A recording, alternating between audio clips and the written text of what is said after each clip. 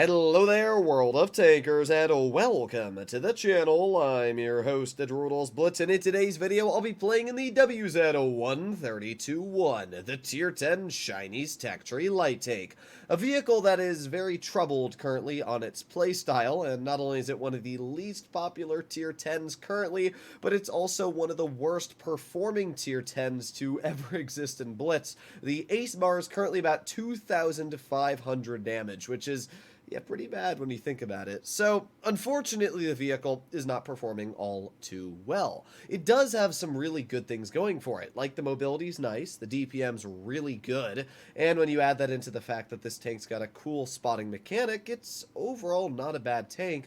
It's just the fact that it has no armor paired with absolutely terrible gun depression and an alpha that will always get out-traded by a medium. If I think this tank just had like 6 or 7 degrees of gun depression, it would be a lot better. That's really all that needs to have happen to this tank.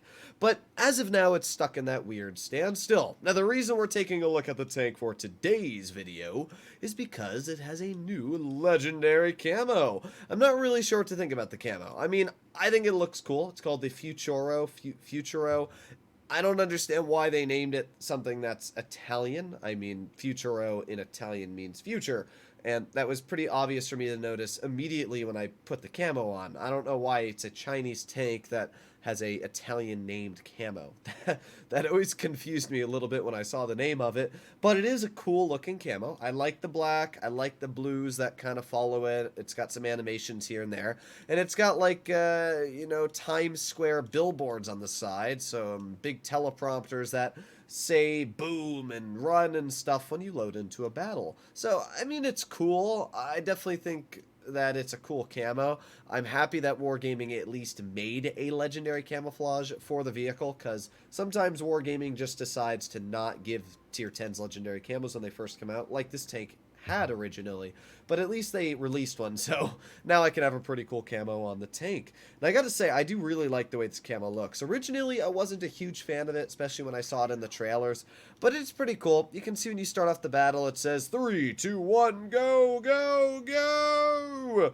So I think the camo's cool overall. This first battle we have up against us, a decently strong lineup. I mean, they got an Object 907, a TVP 5051, and WZ121 for mobility. Those are all very deadly tanks, but I'm looking at their heavies, and, well, they don't really have any. All they have is a T57 heavy. So I figured I'm going to flank all the way over towards this position right here. And this is a pretty solid spot if you want to overlook the enemy, especially for what I'm doing here. That 907 already lost 300 hit points to me. We've got the TVP right in front of me, who's shooting at my Flobsy toonmate, and unfortunately, Flossie, I'm going to look back in just a moment, and wow. Yeah, Flossie got absolutely riddled with shells, unfortunately. It seems like either from that TVP or somebody over here. But either way, we were able to clear the Object 907, and with that, completely conquer the side where Flossie's at, which is great. And now I'm going to distract that 121, get a nice shell into his vehicle. We've broken just about 1,000 damage. So I'm being careful here, because I know that 183 is in front of me. I know that there's a lot of tanks that are just waiting here. And oh boy, we were able to back up. The Hori misses me completely, hits my spaced armor, so very lucky the Hori didn't pen. And the 183 kind of just missed. I mean, he could have aimed for maybe a second and possibly hit me, but he just did the classic, I'm gonna shoot immediately when I poke and hope that something happens. But already, we've done okay to the enemy team. We've been able to use the good DPM and the fact that we have constantly been getting unspotted due to our 6-second spotting mechanic to take pretty good advantage of the enemy. The Hori and TVP miss, and with that, we're up to 2,800 damage dealt. Now, the only reason we're doing well, I should point out, is because of the way I'm working my vehicle. You'll notice that on this ridgeline here, I'm able to wedge my tank in a way that I've got gun depression. I'm always making sure that I'm working either this hill here, or I'm backing up and using this hill off to the side, and you're going to see that right here. I'm going to drive up this hill at an angle, and that's going to allow me to get gun depression like this, wedging my tank at an angle, while still not really showing too much of my hull. That's definitely one of the best bits of advice I can give you on how to work a tank. Now, weirdly enough, that 121 manages to spot me. I guess he just saw the corner of my vehicle or something like that. I'm very surprised that 121 spotted me, but he did end up spotting me. But at least it's not too much of a threat as we get one shell into the 183. Again, you can see I'm just working this ridgeline perfectly, making sure that this 183 can only see my turret, and I'm able to back up fast enough that I can't be shot. There you go. Nice bounce from the TVP. We're up to 4,000 damage dealt already, but unfortunately that 121 was able to slam a shell into our vehicle.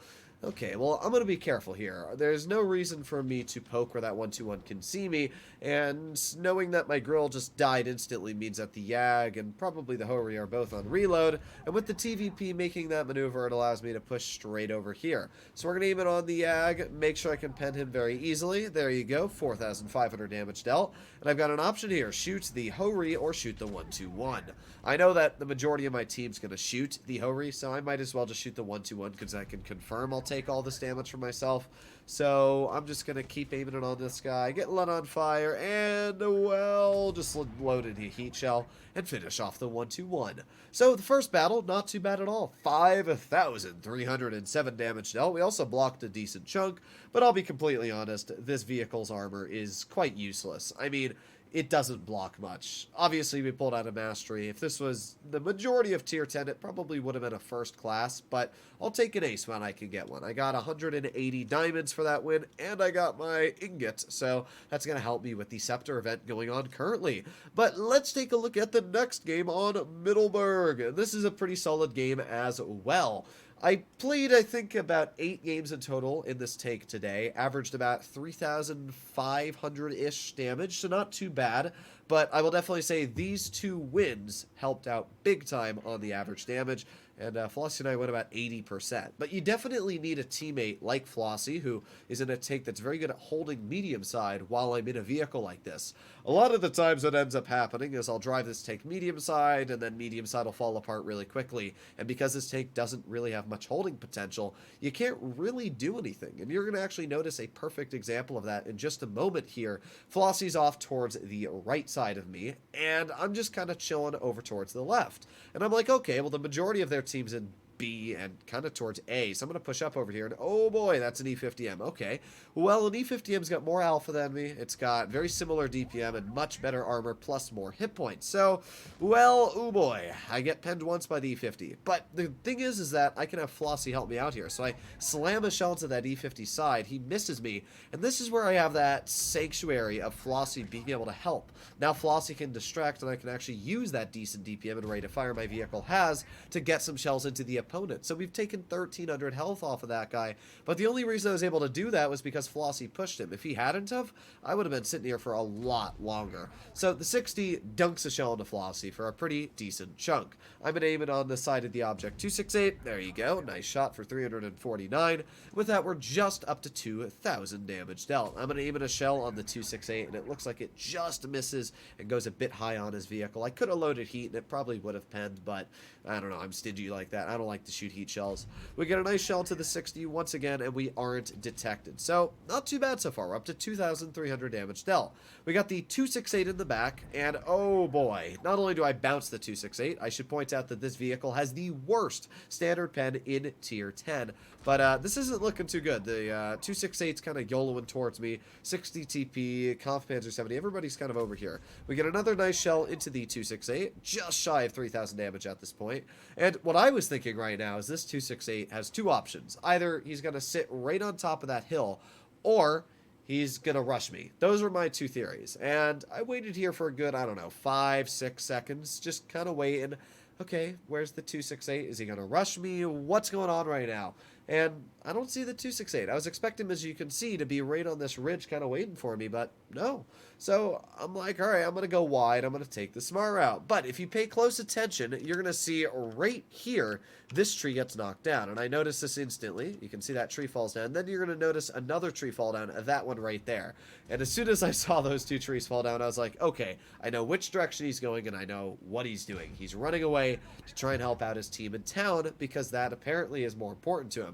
However, that was not the right decision, as I was able to clear him, clearing his entire HP pool. So now we've got the enemy Conf Panzer 70, who finishes off my teammates in the IS-4, but I hate to break it to this KPZ. He does not have the DPM or the alpha to kill me. I'm just going to absolutely farm him. We're up to 4,600 damage, make that 5,019.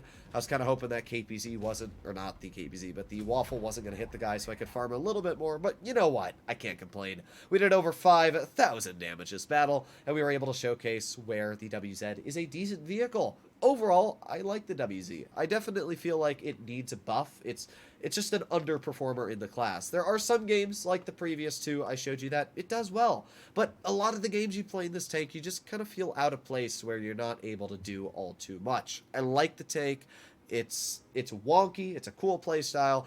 I wouldn't suggest to grind it. I would say any other light is a better option than this vehicle currently. It's not a bad take, but why would you grind the WZ-132-1 when you can grind a Vickers Light, which is just better? It's got more alpha, it's got better accuracy, it's got better on-movement dispersion, it's got Hesh, it's got more alpha, and it's got gun depression, a lot more gun depression, and I should point out, actually decent armor. The 200 LT is just an armored version of the WZ with, I should point out, better penetration, better on-movement dispersion, and pretty similar accuracy, plus better mobility and a better spotting mechanic, plus better camouflage values.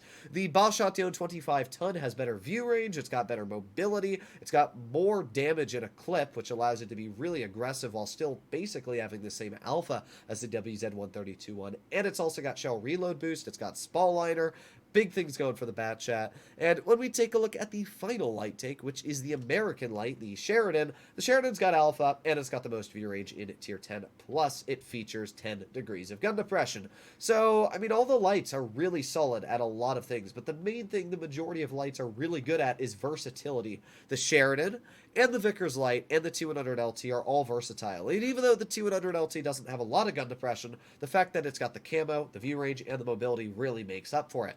The problem with the WZ is it doesn't really have versatility. It doesn't have gun depression, it doesn't have great armor, it doesn't have good pen. All it has is good DPM and an interesting spotting mechanic, but as I said, as long as it gets gun depression, I think it'll be a really solid vehicle.